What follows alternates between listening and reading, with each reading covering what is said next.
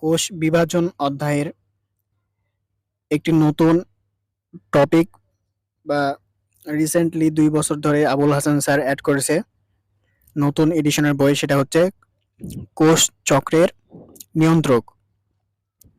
তো এখানে sir Abul Hasan sir বইয়ে এই ৪টা কোষ চক্রের নিয়ন্ত্রকের ব্যাপারে বিস্তারিত এড করেছে। তো এটা যেকোনো পরীক্ষায় চলে আসতে পারে যেহেতু বইয়ে এড করা হয়েছে। তো আজকে আমরা দেখব কিভাবে সহজেই কোনো ছন্দ-টন্দ না, কিছু ইঙ্গিতের মাধ্যমে আমরা দেখলে বুঝে যাব কোনটির কাজ কি। তো শুরু করা যাক। তো প্রথমে হচ্ছে সাইক্লিন ডি। সাইক্লিন ডি কি করে? কোষকে G1 থেকে S এবং S পর্যায় থেকে G2 পর্যায়ে নিয়ে যায়। G1 থেকে S এবং S পর্যায় থেকে G2 পর্যায়ে নিয়ে যায়। নিয়ে যাওয়া কাজ কার? সাইক্লিন ডি এর। তো আমরা এটা এভাবে মনে রাখবো ডি। ডি মানে হচ্ছে কি? ডি মানে ড্রাইভার। ডি মানে কি? ডি মানে ড্রাইভার। আর ড্রাইভারের কাজ কি? এক জায়গা থেকে আরেক জায়গায় নিয়ে যাওয়া। যেমন এখানে G1 থেকে S, S পর্যায় থেকে G2 পর্যায়। এখানে এক জায়গা থেকে আরেক জায়গায় হচ্ছে কি নিয়ে গেছে। তো ড্রাইভারের কাজ হচ্ছে এক জায়গা থেকে আরেক জায়গায় নিয়ে যাওয়া।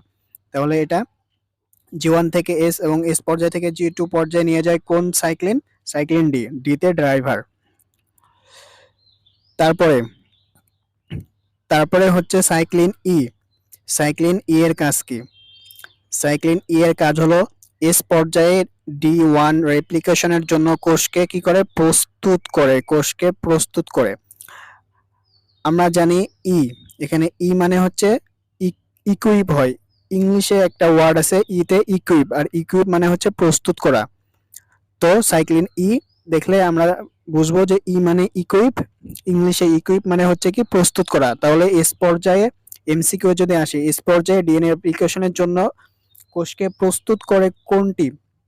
সাইক্লিন ডি, ই, এ না বি? তাহলে উত্তর হবে ই, কারণ ইতে ইকুইপ, ইকুইপ মানে হচ্ছে কি প্রস্তুত করা। তারপরে সাইক্লিন এ। সাইক্লিন এর কাজ হচ্ছে এস পর্যায়ে ডিএনএ রেপ্লিকেশনে সক্রিয় ও ত্বরান্বিত করা। কি করা?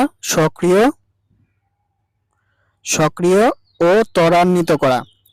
আমরা জানি এতে হচ্ছে অ্যাক্টিভ। অ্যাক্টিভ মানে হচ্ছে কি সক্রিয়। এতে অ্যাক্টিভ, অ্যাক্টিভ মানে সক্রিয়। আবার আমরা জানি এতে অ্যাক্সিলারেশন মানে হচ্ছে কি ত্বরান্বিত করা।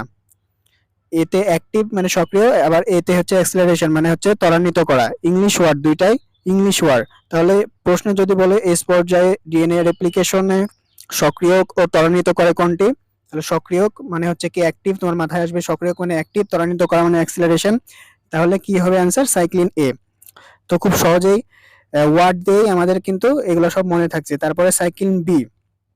এখানে সাইক্লিন বি এর ক্ষেত্রে আমরা যেটা দেখবো একই রকম ভাবে যে সাইক্লিন বি এর ক্ষেত্রে কাজ হচ্ছে মাইটোটিক স্পিন্ডল তৈরি সহ মাইটোসিসের জন্য প্রয়োজনীয় কিছু সম্পন্ন করা। এখন বি, বি মানে হচ্ছে ব্রিং টু পাস।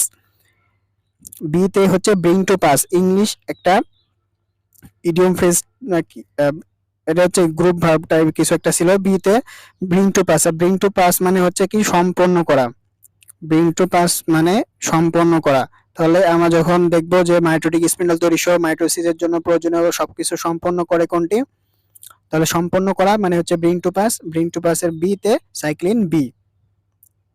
তো এইভাবে চারটাই মনে থাকবে আশা করি। শুধু ওয়ার্ড দেখে আমরা বুঝে ফেলতে পারবো কোনটিতে কি হয়। তাহলে একবার রিক্যাপ করি। সাইক্লিন ডি, ডি তে ড্রাইভার। ড্রাইভার মানে এস, G1 থেকে এস, এস পর্যায় থেকে G2 পর্যায়ে নিয়ে যাওয়া, খালি নিয়ে যাওয়া কাজ ড্রাইভারের। ই, সাইক্লিন ই তে ইকুইপ, ইকুইপ মানে প্রস্তুত করা, কোষকে প্রস্তুত করে।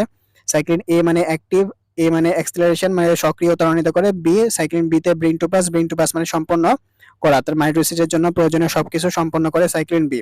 তো এইভাবে আশা করি সবগুলো মনে থাকবে। তো ভিডিওটি ভালো লেগে থাকলে একটি লাইক এবং সাবস্ক্রাইব না করে থাকলে সাবস্ক্রাইব করে রাখো পরবর্তী ভিডিওগুলো পাওয়ার জন্য। তো ধন্যবাদ সবাইকে।